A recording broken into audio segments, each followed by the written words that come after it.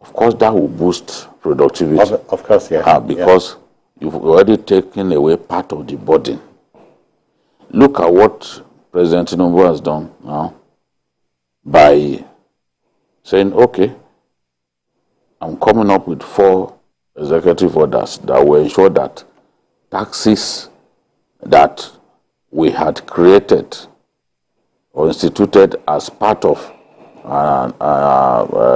fiscal policy for this year, I put in abeyance. And now Nasima and the other people, they are happy because that burden is taken away. Yeah. We are going through rapid inflation. And we are seeing our people being taxed more and more. What we need to do a lot more is create an enabling environment for productivity to grow, not simply taxing our people. If we can engender greater productivity, we will still make more money. We will still make more money. The GDP will grow. The president has said that he wants to see the GDP grow, by about 6%. Greater productivity can make that happen. And I believe that that is what we should do. So I never supported the idea of 3 days in a week. Yeah. For the workers. And I'm happy they found a way. They found an excuse to go back to the status quo. Let them think of ways by which they can cushion the effect, because the bigger problem for our people is transportation. Look at more than anything else. Look at kerosene was not even subsidized for a very long time. Aviation fuel, it was only PMS that we were left with. For a lot of our people, if they have constant electricity, of course, that burden will be reduced. If you can help them access cheaper means of transportation, either through compressed natural gas or through even electric vehicles and all that.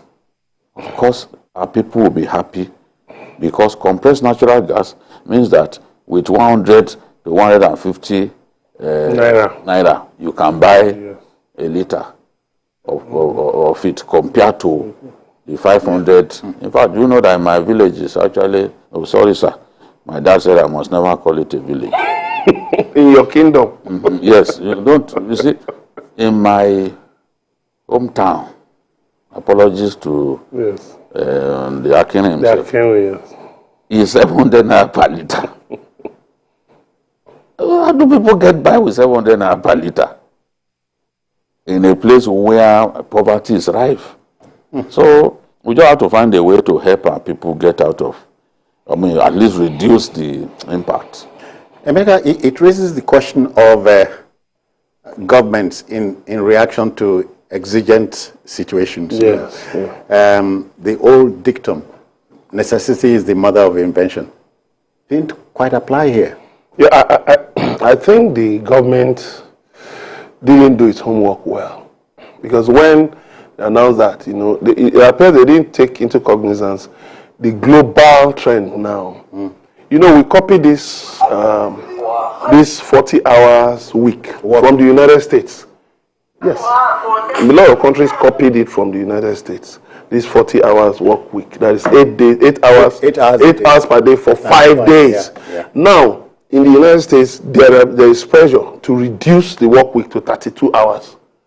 Some countries like Iceland, Sweden have already moved in that direction. Some countries have actually reduced it to 32 hours. Some said, okay, but still clock 5 days of the week. Now, the question is this: do you increase it to 9.5 hours per day, and then stretch it so that there will be one free day, maybe Friday, like some countries?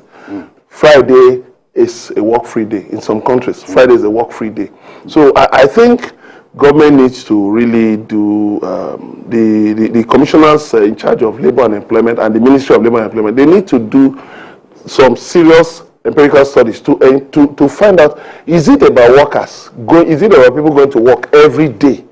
Does it ensure real productivity? Or is it for the fact that, okay, if they work within this number of days, the target can be achieved. Yeah. Yes, there are some sectors where you must have 24/7 service, yes, but are there sectors where you can, because you also have the issue of remote work, people working from home. All of these things also help to reduce costs. We saw what happened during COVID. So the state government, government should always research into these things before, not just make as they say, an announcement for political expediency. Out of the box. Yes. Okay.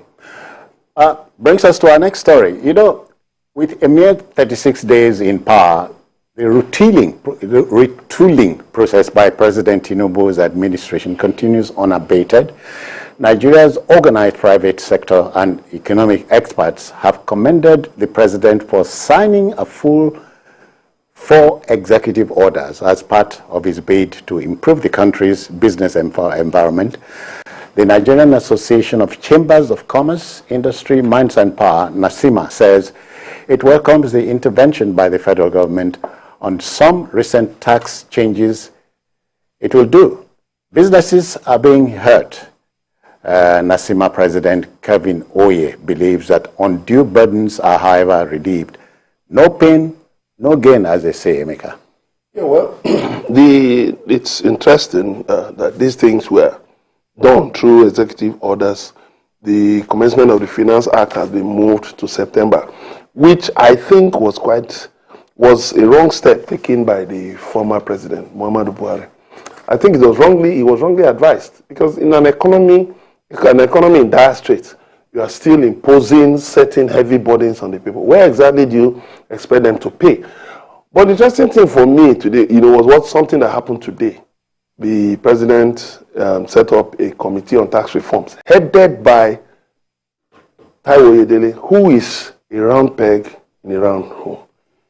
He has his head on his neck. He understands taxation. Dynamics. He's someone who, I follow him on Twitter, and the things he says resonate with a lot of people. He actually understands, like recently, when having to pay 1,000 naira yearly for vehicle ownership, and he criticized it. He said government should know that. How much is it? How much will it come to? If you say there are 12 million vehicles in Nigeria, how much will it come to? Just 12 billion naira. The cost of collection, all of those things. Does government need that burden? No. Then he now said, due to the situation in the country, the government needs to halt and taxation on certain areas, on energy, food, and one other area. So I think altogether, I hope the committee will really bring out far-reaching recommendations, and that they will be implemented, because we're not just talking about taxation, we're talking also about multiple taxation. It should be, even at the Joint Tax Board, needs to really define what taxation is, and then cut away some of these taxes so that you can bring more people into the tax net. I remember when we talked about IGR, that Jide, talked about that. Okay, when you talk about IGR, is it not the money government deducts from civil servants' salaries? That how many people outside civil service are actually paying tax? So you need to bring in more people, ease the tax system, so that people will gladly, willingly want to pay taxes. Jimmy, on the side, you are bound to ask, do Nigerians readily pay tax? No, if they can find a way around it, of course they will not pay. A lot of big businesses are cutting corners, bribing government officials just to ensure that they don't pay what they should pay. Remember the big brouhaha with one of the big telcos in our country? Yes. Was cheating the country of billions and billions of naira, So they will not pay if you do not make the collection efficient. For me, I don't think the solution is simply to impose more taxes. No. If you make the collection more efficient and reduce to the barest minimum the human element, because technology helps a lot, in ensuring that people can get away with not paying tax. Bring in technology. Get more and more people captured in the tax net. There are so many people who should be paying tax that they are not paying because the system is not foolproof. So I believe that you can actually make more money without creating, without imposing new taxation on our people, but by making the system more efficient. Lagos is one example, for example.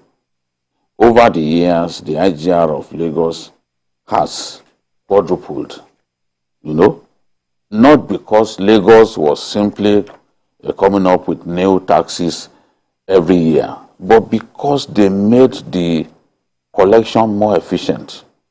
In the past, Lagos was collecting between 600 to 1 billion, a month. Today is in excess of 50 billion. It's not because they were simply piling taxes on people. Of course, there are even in all of this, there are still many people in Lagos who do not pay the right quantum of taxes that they should be paying.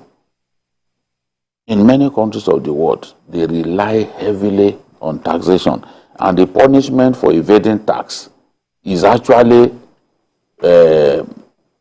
more punitive than even manslaughter in some countries. People pay as much as 50% of their income as tax. Yeah, I've heard the story about Nigerians who stream across the seas.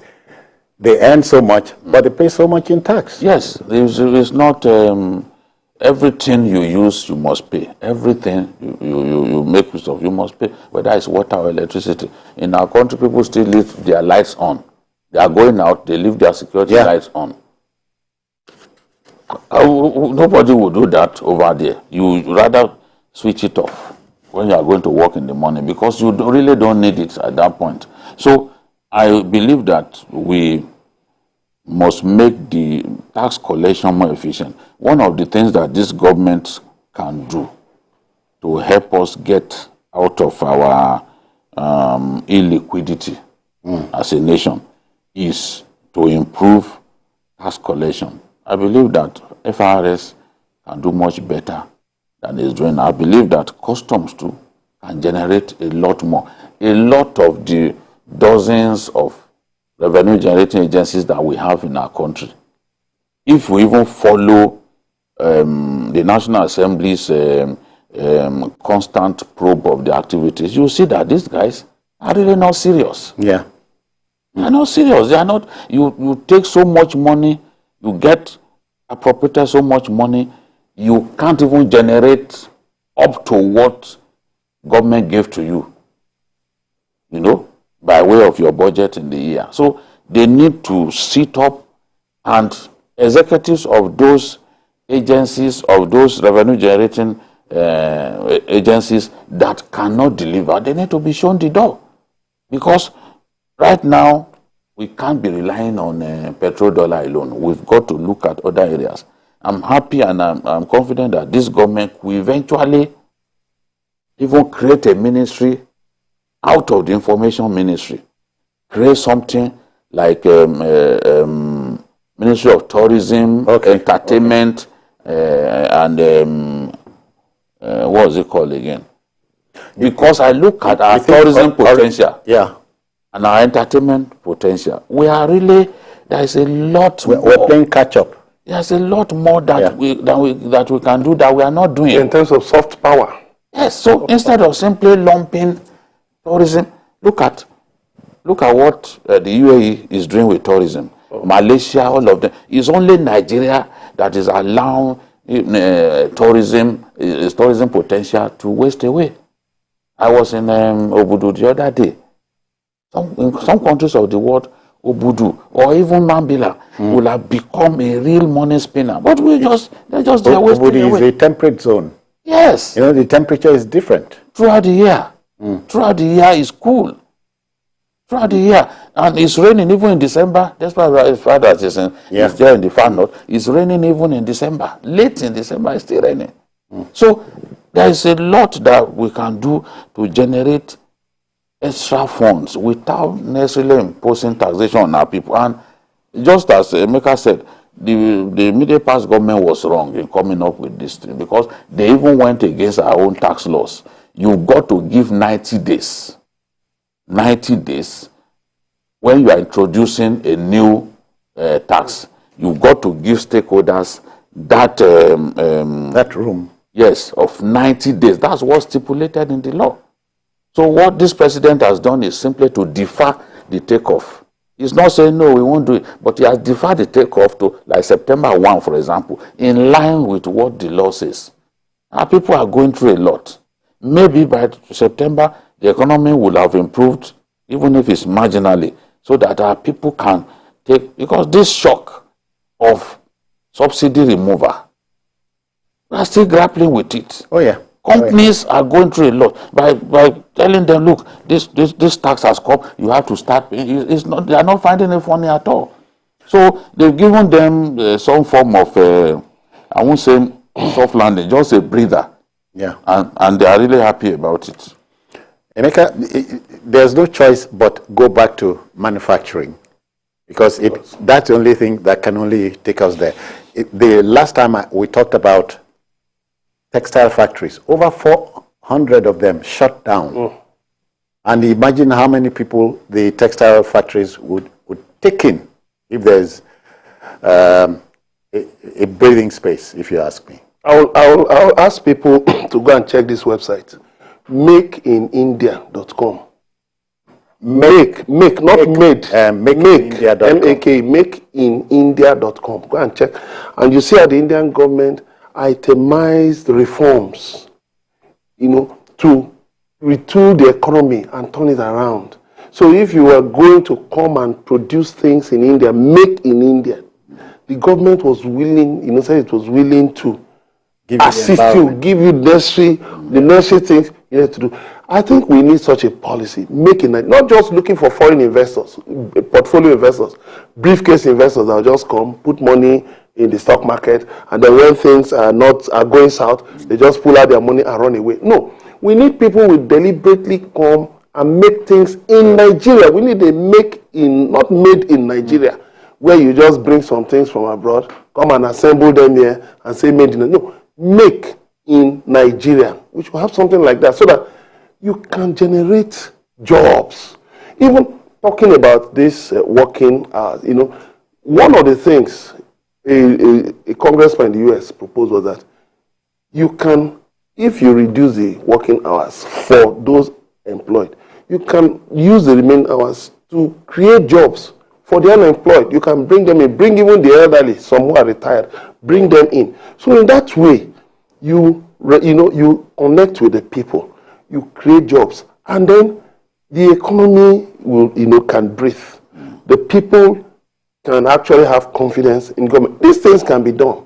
But you see, if we do not, the other day the people were talking about, that the ban on importation of vehicles through land borders have been lifted. I said, shouldn't have been lifted. What are you lifting it for? When are we going to get to the point where we are as proud as the Indians in buying vehicles, make in Nigeria products? When are we going to get there? We'll still just be rolling in vehicles that have been used by people abroad and thrown to Nigeria. Sometimes you cannot but wonder why we dropped the ball. Remember? No, our taste for imported things. Okay. We need to really... That's what affected Volkswagen and all that. To provide all that is needed now. No. Let's start somewhere. At least we are doing certain things. You talk about CNG, for instance. Let's develop that sector. You talk about certain other things. The ones we are doing, let's try to do better. The ones we're not done, let's start. Because we can. We can. The largest economy in Africa. Come on, we should answer that name with pride. Okay, let me announce we want to make some money now, and the law allows us. So a commercial break is here. Please stay with us. We'll be back shortly.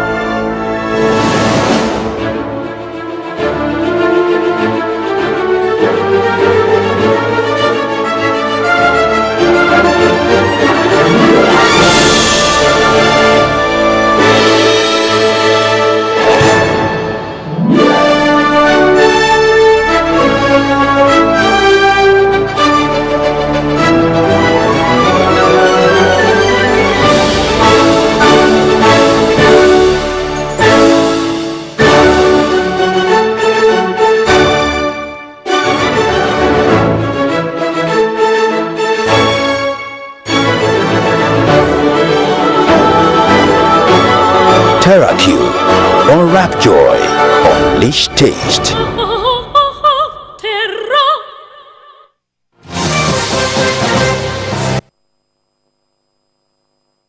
Okay, welcome back. Let's go to our next story. You know, in these opening days of the new administration in our country, speculation born out of sheer anxiety more than well-being rents the air. The latest on the possible ministerial list in circulation has provoked the response from the presidency. Presidential Special Advisor on Communication, Strategy and Special Duties, Dele Adlake, has let it be known that a purported list of ministerial nominees is a mere fabrication. Addressing newsmen at the State House, Abuja, Alake dismissed the list, but assured that the government was within the 60 days stipulated by the Constitution to submit a list of ministerial nominees.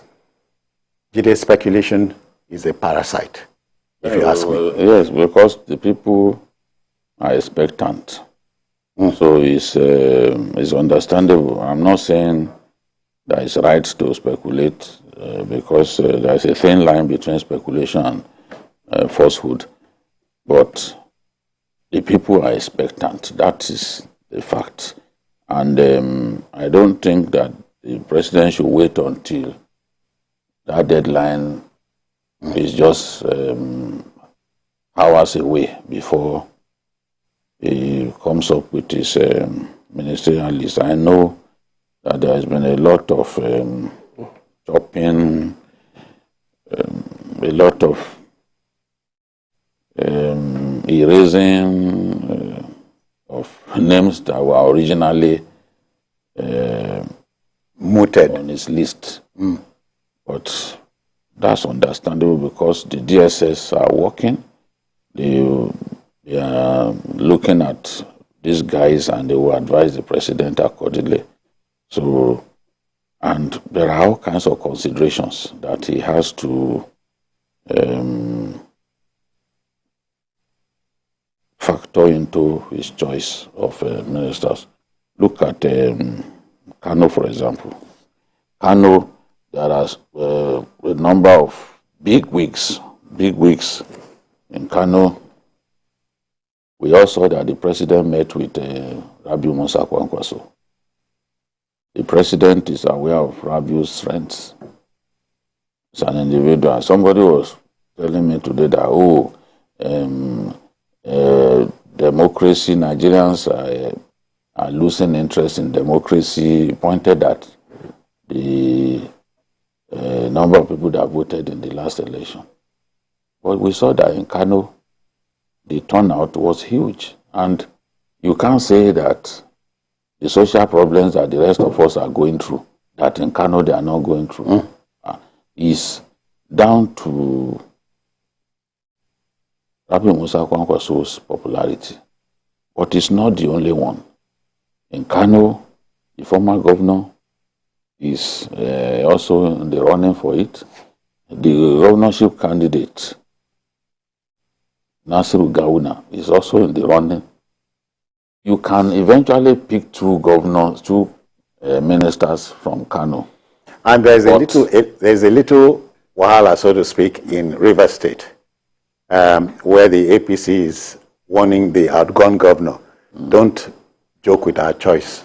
You know, it's not for them to pick a minister for the president. Even during the election, the APC in Rivers was not known to have campaigned for the president. This is open secret. Because the person who owned the structures of the APC in Rivers was not seen to campaign for the president. And even during his inauguration, he went somewhere else. That's the man who controlled the structures of the party. The governorship candidate of the APC in Rivers, the only time he showed up at a rally of Ashwabola Ahmed Tinubu was on the day he came to Rivers State, and it was simply to come and collect the flag. He was not known to have backed them. So nobody listens to what the APC, the so-called APC leadership in Rivers are saying. This is a fact. If the president feels like picking someone outside of his party, he will do it. President Obasanjo did it, or even going to the point of picking the national chairman of a party and making him a minister, making him one of his top aides. So it's not, if the president feels like picking Wike or picking a Kwankwaso, nobody can stop him. Nigerians, the reason Nigerians are speculating is because they've been waiting. They want to see, and a lot of people have said, look, people will know just how serious Asiwaju Bola Ahmed Tinubu is about fixing Nigeria when they see his list of ministers. He has to find the right balance between technocrats and career politicians. Many people don't want to see governors. These governors who just left the scene, you know? And the governors are not happy that they've lost a piece of the action. The siren that had been a part of their lives, no longer there. So they want to go back to reckoning. And they are piling pressure on the president, make me minister, make me minister. And Nigerians are watching. They don't want a good number of those governors to come back.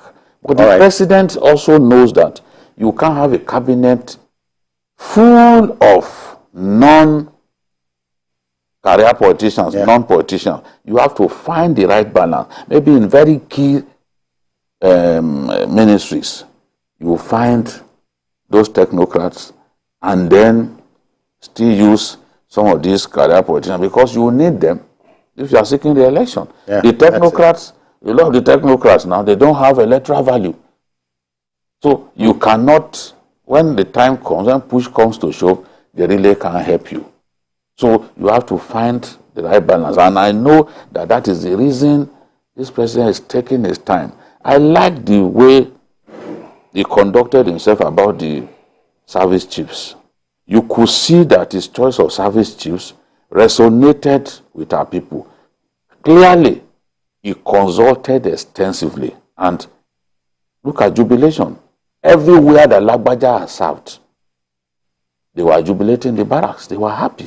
The same thing with Chris Musa, humble senior military officer, loved by his officers and men.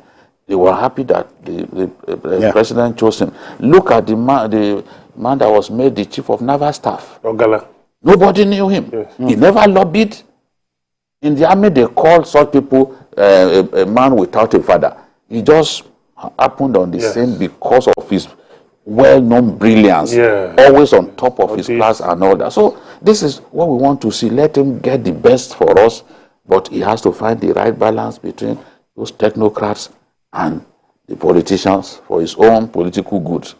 Emeka, and then there should be a balance between this speculation and anxiety in the land. Don't forget, many of these politicians have online boys online who are always pushing things out. Yes, they have a retinue of paid, paid aides who are online, pushing out all kinds of things. So definitely the speculation, you should know, know Nigeria very well, is being powered by politicians more than the ordinary Nigerians because they want their names out there.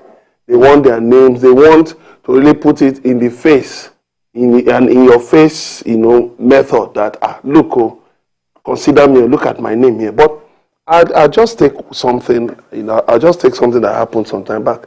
There was a time it was said that Babatunde Fowler, the former chairman of Federal Inland Revenue Service, that he promised the president that he could use tax to fund the budget of a particular year. I don't remember which year was that. Now, if you have somebody who, for instance, can say, all right, Mr. President, that we can, from this sector, we can take care of the budget from this sector. That look at the plan, and that government doesn't have to borrow, even if government has to borrow, just maybe minimally, but from this sector. I think such people should be considered.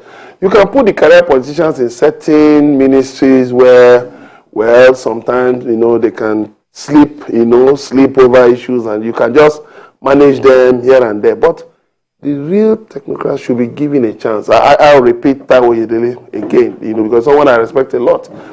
Somebody like that, he understands what tax means. You're not campaigning. No, I said, no, he has been given an appointment. Has already been given an appointment to head a committee on tax reform. Maybe you recommended him. No, but no, his hard work, his good work recommended him. So if somebody like that tells the president, for instance, I can, so we can fund the budget through this and that and that.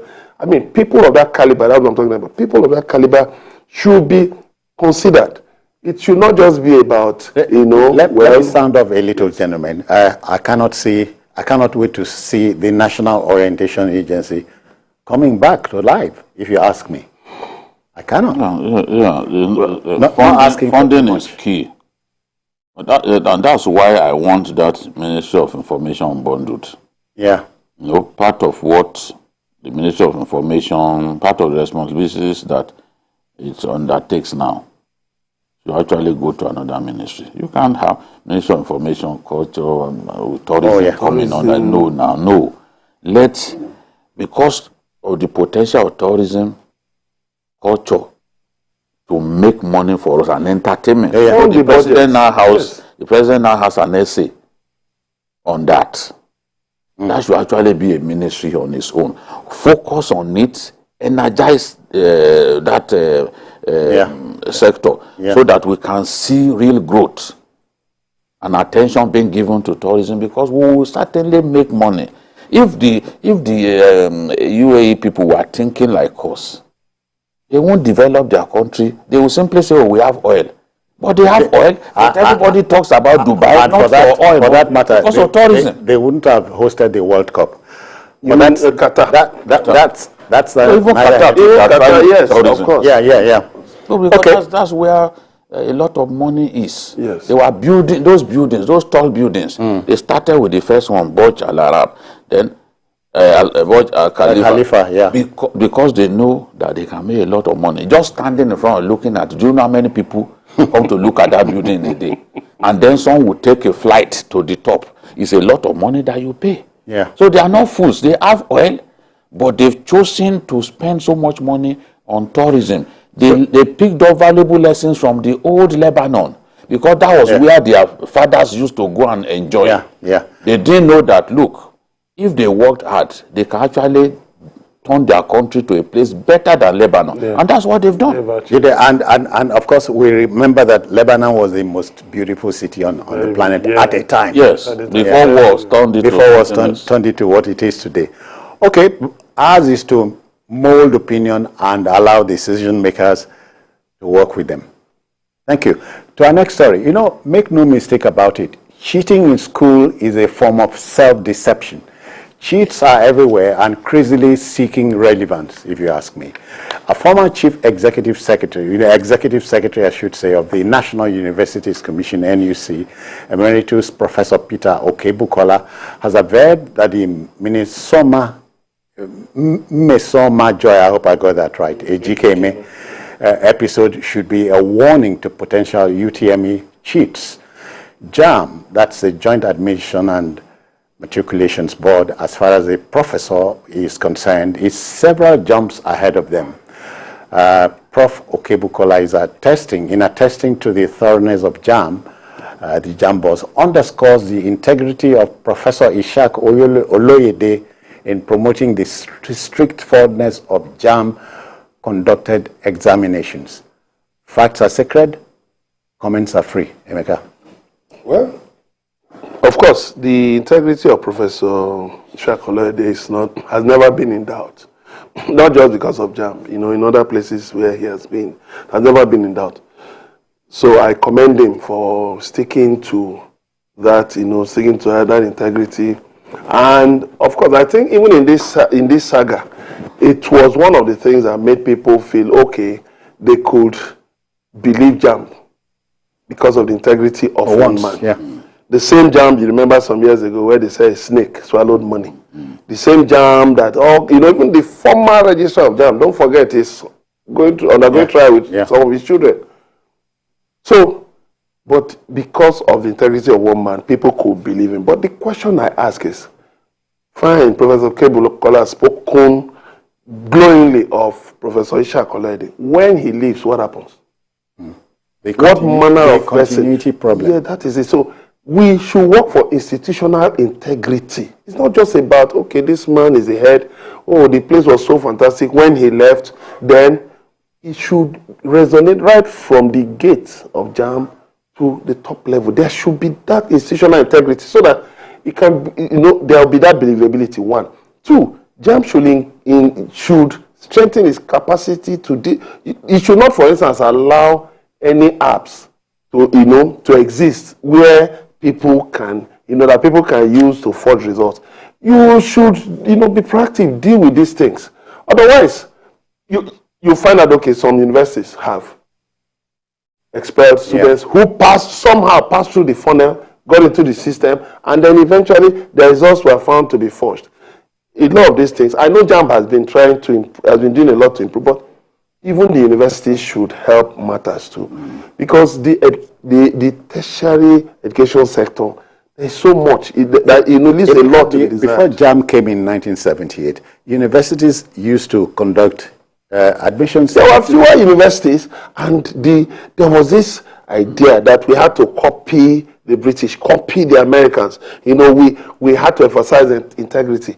But unfortunately, we now multiply so many universities, private universities, all kinds of things. So a lot has gone down the drain. So we need to really, not just JAMB, the tertiary institutions should also help things. All right, just to inform you that in the course of the chat, we are going to be joined by Dr. Fabian Benjamin, the spokesman of JAMB. Please hold on for that. Jide, so a lot of water, we are told, has passed under the bridge, but in this case, not washing away the bridge. Yes, and I'm happy that people recognize the fact that Oluyede has done a tremendous job at JAMB. I've heard people say, oh, was it not at JAMB that snakes swallowed money? Were you the one who discovered that snakes swallowed money? It was still Oluyede. It was still Oluyede that made the discovery. So it's not as if police on their own discovered that somebody stole money. It was still his own internal mechanisms. Begs the question of what happened to the snake. No snake. So, see, we know we don't have time and we have a guest. So if I go into that now, we won't leave this place. No. Oluyede discovered the fraud. Yeah. Oluyede has fired many computer-based testing centers because he is continually trying to reform the system, make the system better. And I believe that the work that he has done, look at the testimony of Osita Chidoka, that when he was in charge of FRSC, that he got JAMB to conduct entry exam for applicants. Those wanted foundation. No, he was the Federal Road Safety Commission boss. Yeah. Yes. And the examination, the entry examination to get into road safety was conducted by JAMB. He got them to do it. That's testament to the faith, to the confidence that I had in JAMB. But when things happen, the first thing Nigerians want to do is to simply dismiss our institutions. Yeah. Yes, our institutions need to get better. Yes. But you can't look at JAMB like the JAMB of many years ago. You can't look at NDLA like the NDLA of many years ago. I looked at what this man had done, General Marwa. I said, what did you say to this staff? Is it not the same staff that had been there all along? How come we are seeing so much success now? And the man said, I didn't say anything different. People will look at the leader. What kind of a leader are you? If you are a misleader, it will reflect on your staff. So JAMB is in a good place. And I'm confident that even when this man leaves, we will still find someone who will be able to continue from where he stopped. Because continuity is very important. It's very important. And they must constantly identify fraudulent people trying to cheat. Yeah, I hear that Dr. Fabian Benjamin, spokesman of JAMB, is ready to join us. Dr. Benjamin, are you there? Good evening to you. Yes, good evening. Good evening, Doctor. Good evening. Thank you very much. What can you tell us, sir?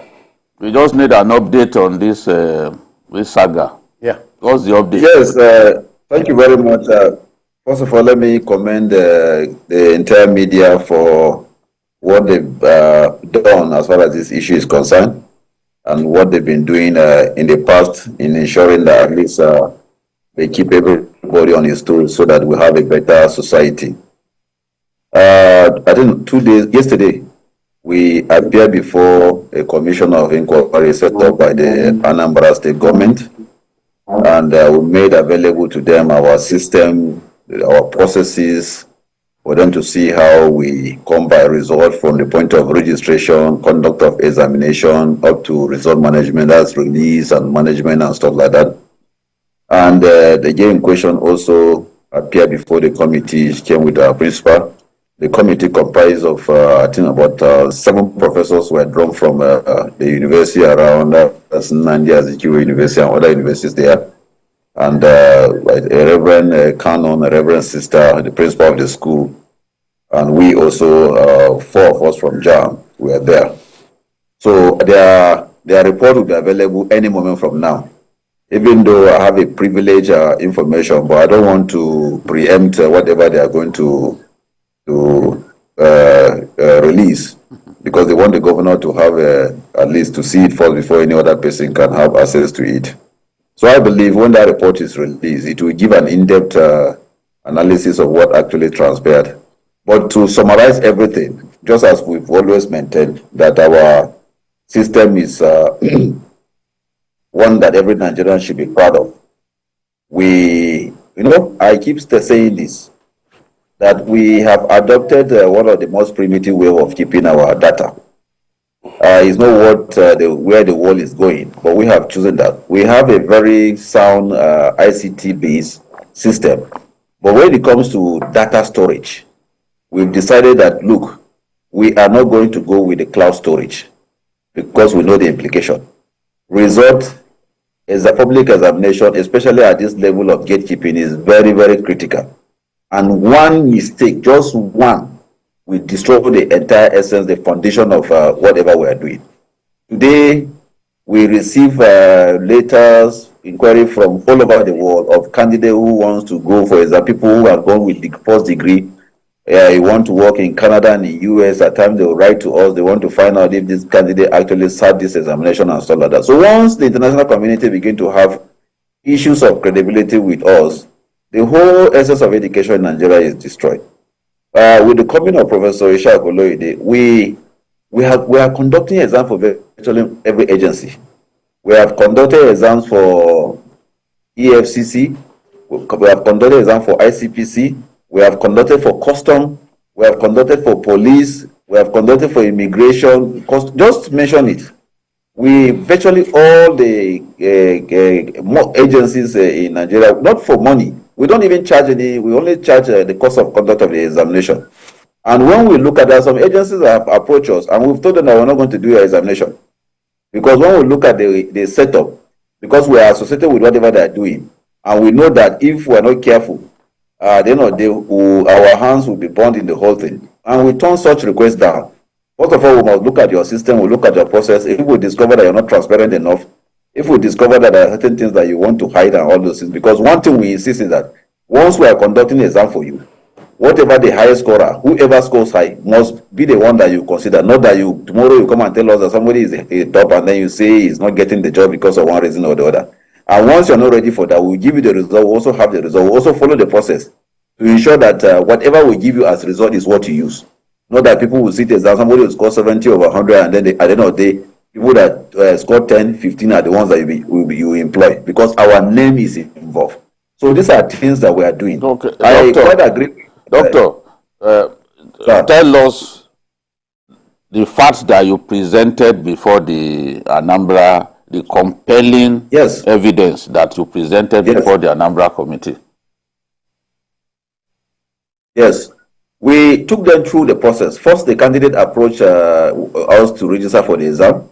And what we do when you want to sit for JAMB examination, you must register. And to register, you must have a unique phone number, that is a SIM card. which is your unique identifier. You must also have a NIN number. That is as at 2000 and from 2018 thereabout. You will send your NIN to 55019. When you send your NIN to 55019, the USSD will pull your data from NIMC. It will pull your name, your date of birth from NIMC. That is, then it will give you what we call a profile code. You will now approach any of the vending outlets, other bank or all those microfinance that are selling our PIN. You go with your profile, you buy the PIN from there. That PIN is tied to your profile. What that means is that another candidate cannot use that PIN. Because all these things, we are trying to create a record base so that when crises like this happen, we'll be able to trace where it is coming from. When you buy this PIN, it is at that point that you can now approach a CBT center for you to register. The registration you are going to do in CBT center is for you to capture your biometrics and your picture. Because NIMC, we had already pulled your data from NIMC. We have already gotten all the other things that we needed. You just go there to capture your biometrics and your picture, and then you tell us which institution and what subject you want to sit for in the examination. Immediately after the registration, you are given a slip. That slip is called registration slip. On that registration slip, your picture is there that you snap at the center where you went to register. There another picture, there are two pictures there. One that is pulled from NIMC, and then the other one that we snap you there physically on ground. Then you have your subject that you want to register, your local government, your date of birth, your name, your telephone number, your email address. All these details are stated on the registration slip. And then there is a barcode and then a QR code. The barcode, when you scan the QR code, you scan it, it will state your name, your date of birth, and other details. Then a week to the examination, we'll send out notification for candidates to go and print their examination notification slip. The examination notification slip will also have two of your pictures, the NIMC on and the one that you snap at the point of registration.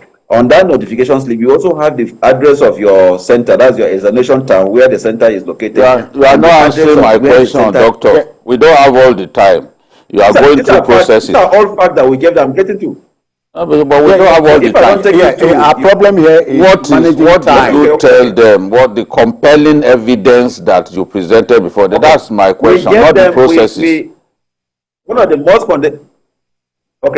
most fundamental things we provided to them was the database of her communication with us using her phone number. That when we release the result, she sent a message and obtained her result of 249. She went back again, that's on the 4th of May, she went back again and sent a message and obtained the same result. She now edited that result on her phone to 362 and sent it back to the platform. And we also showed them how she sent the message. She also saw it. And then the platform rejected what she said and sent back her original result of 249. And then on the 25th of June, she also moved and printed her original slip. That's the original result slip, which has her picture and other details. On the 3rd of July again, she also approached a CBT center and also printed her result again. That's the result of 249. So these are the fundamental issues that we provided to them. We open our system and they saw how the transaction took place. Dr. Benjamin, quickly. Yeah, quickly before we go. She scored 249 from you. That's what you are saying. Now you are banned from writing exams in the next 3 years. Isn't that an overkill? Yes. Well, if you look at the Exam Malpractice Act, if you look at the Act, what we have even done is even mild. Because the Act, if you look at the Act, if she's prosecuted and she's found guilty, she's supposed to go to prison 7 years without fine. So what we have done is just a middle way.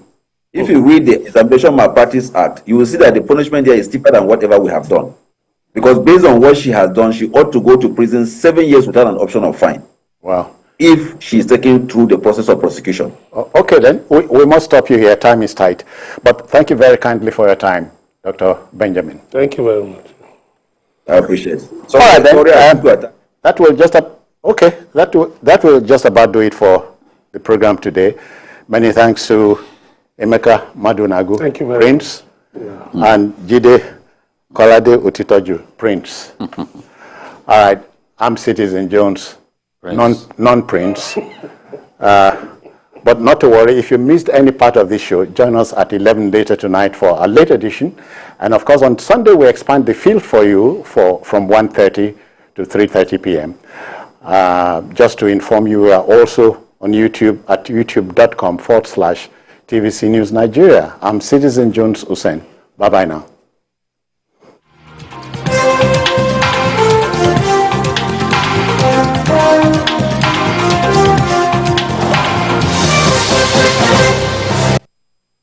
Following is a paid presentation by ShopX TV. Do you spend the night trying to get comfortable? Your knees rub bone on bone. Your back and hips ache. You wake up in pain? Not anymore. ShopX TV is proud to introduce the Contour Legacy Pillow, the patented, ergonomically designed tapered leg pillow that naturally fits the contours of your legs, knees and thighs to help align your spine and alleviate pain. Watch, when you sleep on your side, your leg falls forward, twisting your pelvis and lower back, putting pressure on your spine, hip and sciatic. But the Contour Legacy Pillow cushions your knees and cradles your legs, relieving stress on joints while restoring your lower back alignment. Sleeping on your side, your leg comes over and puts you out of alignment, causing lower back pain, hip pain, even knee pain. By using the Contour Legacy Pillow, it restores the natural alignment of the spine, helping to alleviate pain and pressure, leading to much more restful sleep. Old-fashioned leg pillows are bulky, but the anatomical design of the Legacy Pillow fits perfectly the shape of your body the way nature intended. You can even use two together for full leg alignment. Legacy Pillow is exclusively ventilated, so it always stays cool and dry. With top crescent design, it cuddles up to you perfectly and easily moves with you. Ordinary pillows go flat, but the Legacy Pillow is made up of soft memory foam, so it never loses its shape and the cover is machine washable. The Contour Legacy Pillow is now available in Nigeria, exclusively from ShopX TV. You could be paying up to 500,000 naira for an orthopedic bed that doesn't properly support your spine. But call the number on your screen now and get 2 Legacy leg pillows for just 69,900 naira and get relief from back and hip issues. But wait! If you call now, we'll upgrade you to the Contour Better Sleep Collection. The collection comes with 2 Contour Legacy leg pillows and 2 Contour Cool Gel head pillows at no extra charge. The Contour Cool Gel head pillows' soothing orthopedic support will cradle your head and neck for full alignment, while keeping you cool all through the night for the best sleep of your life. Incredible! That's 2 Contour Legacy pillows and 2 Cool Gel head pillows for just 69,900 naira. And that's not all. Place your order now and we'll also deliver your Contour Better Sleep collection with no shipping charge. But hurry! This is an exclusive ShopX TV offer and only available for a limited period. So, call now while stock lasts. Your rest is your wealth. The proceeding was a paid presentation brought to you by ShopX TV.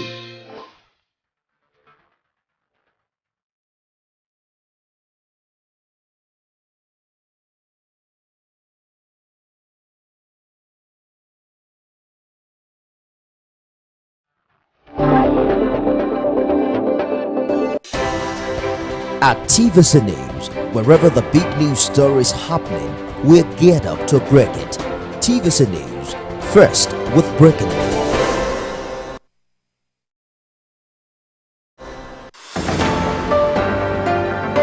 Join me, Precious Amayo, as I bring you news from the epicenter, where it happens and when it happens, staying on top of every breaking story, minute by minute, right at the hour when the city gets busy and just before it sleeps. We're live from every angle with objective insight and analysis. TVC News, first with breaking news. Wherever you see destruction, it's because God is absent. There is no destruction in God. So who started killing from Genesis? Satan. Jesus exposed him. The thief cometh not, but for to steal, to kill, and to destroy. But I am come that you may have life and have it how much? More abundant. I prophesy as your amen is coming like thunder. Whatever is yours, receive it now.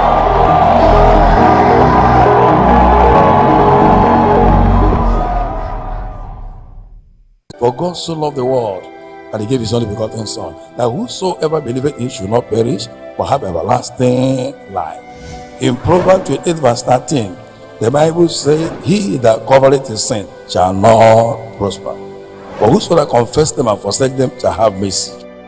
Unbelief is sin, unforgiveness is sin, selfishness is sin.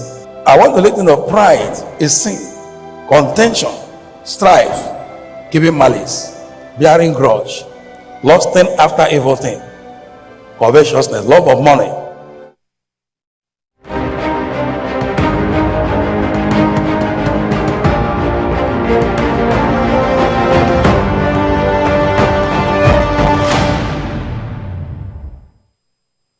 It's day 39 of Bola Tinubu's presidency, and we're keeping tabs on activities and developments in his first one.